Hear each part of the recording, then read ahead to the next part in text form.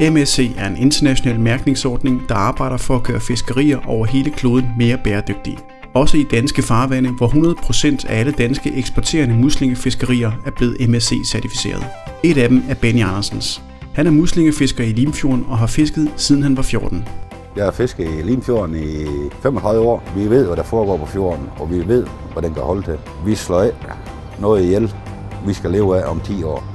MSC'en er så også med til at blåstemple fiskeriet som bæredygtigt. Selvfølgelig har det en betydning personligt også, og det er jo med til at højne den forståelse, der er for fiskeriet.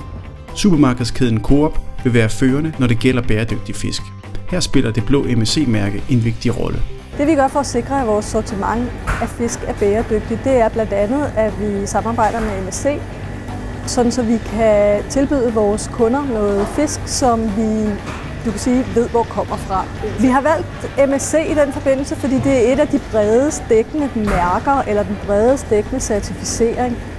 Og det betyder for os, når vi vælger sådan et mærke, at vi har en garanti for, så vidt man kan have en garanti for det, at der bliver holdt øje med både, at det er nogle bestande af fisk, som ikke bliver overfisket, og at fiskerne er med i at udvikle, hvordan man arbejder med det, og at der, hvor man fisker, at man passer så meget som muligt på havbund og biologiske særheder af forskellige slags.